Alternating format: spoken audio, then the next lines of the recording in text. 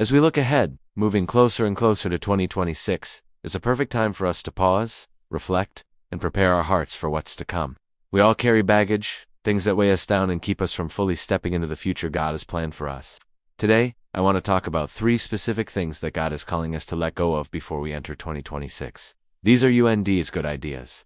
They are spiritual disciplines that can completely transform our lives and set us up for a future filled with peace, purpose, and joy. So, what's the first thing we need to release?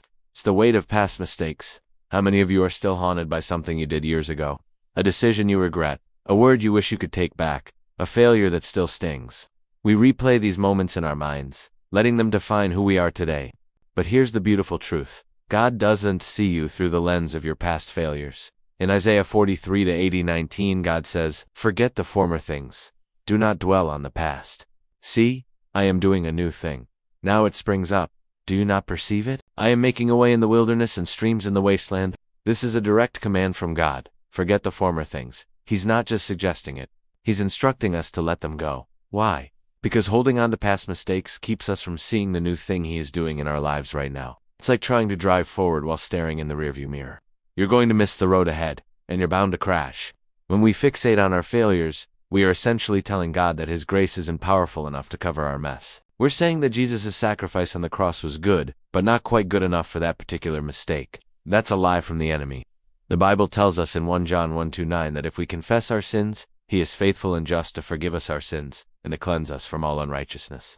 All means all, not some, not most, but all. When you confess it, it's gone. Forgiven, cleansed. God has thrown it as far as the east is from the west. He chooses to remember it no more. The question is, will you? Let's make a decision today to accept God's forgiveness, and just as importantly, to forgive ourselves. Let us leave those old burdens behind so we can walk freely into the new season God has for us. The second thing God wants us to let go of is the fear of the future. This is a big one, isn't it?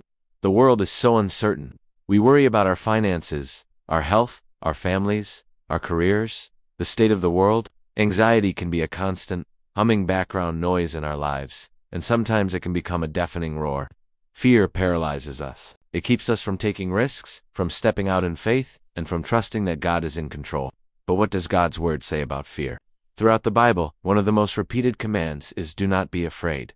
Jesus Himself tells us in Matthew 6, "Therefore I tell you, do not worry about your life, what you will eat or drink, or about your body, what you will wear. Is not life more than food, and the body more than clothes? Look at the birds of the air. They do not sow or reap or store away in barns, and yet your heavenly Father feeds them. Are you not much more valuable than they?" This passage is such a powerful reminder of our value to God. He takes care of the birds, the flowers, the smallest details of creation. How much more will He take care of you and me, His beloved children? Fear is the opposite of faith. When we live in fear, we are putting our trust in our circumstances, in the what-ifs, instead of in the unchanging character of our God. He is our provider, our protector, our fortress. Psalm 46 says, "God is our refuge and strength, an ever-present help in trouble. Therefore we will not fear. Though the earth give way and the mountains fall into the heart of the sea." Now that's a promise. Even when everything around us feels like it's crumbling, we do not have to be afraid, because He is our ever-present help. So let's trade our anxiety for trust. Every time a fearful thought comes to your mind, counter it with a promise from God's word. Instead of dwelling on what could go wrong, let's start thanking God for what He has promised will go right according to His will. Let's release our white-knuckled grip on the future and place it gently into the loving, capable hands of our Father. Now the third and final thing we need to let go of before 2026 is the need for other people's approval. This is a subtle trap that so many of us fall into. We shape our decisions, our words, even our personalities, based on what we think will make others like us, accept us, or admire us. We check for likes, we crave compliments, and we are crushed by criticism. This desire to be approved by others is a form of idolatry. We are placing the opinions of fallible human beings above the opinion of our perfect Creator. Galatians 1:10 puts it so bluntly. Am I now trying to win the approval of human beings, or of God? Or am I trying to please people? If I were still trying to please people, I would not be a servant of Christ. You can't do both. You can't serve two masters. You either live for an audience of one, or you live for the ever-changing, impossible-to-please audience of the world. When your identity is rooted in who God says you are, the opinions of others lose their power. You are a child of the King, fearfully and wonderfully made, chosen, holy, and dearly loved. That is your true identity. It doesn't change based on who likes your post or who agrees with your choices. Living for God's approval frees you to be authentic. It frees you to follow God's unique calling on your life, even if it looks strange to others. It frees you from the exhausting treadmill of trying to be perfect and please everyone. God didn't create you to be a carbon copy of someone else. He created you to be you, and He loves you exactly as you are. So, let's make a pact. Let us stop seeking validation from the world and start finding our complete and total validation in Christ alone. Let's ask ourselves, am I doing this to please God or to please people? And let's choose God every single time. So there they are. 3 things God wants us to let go of before we step into 2026. The weight of past mistakes, the fear of the future, and the need for other people's approval. Imagine for a moment what your life would look like if you truly let these things go. Imagine the freedom, the peace, the confidence you would walk in.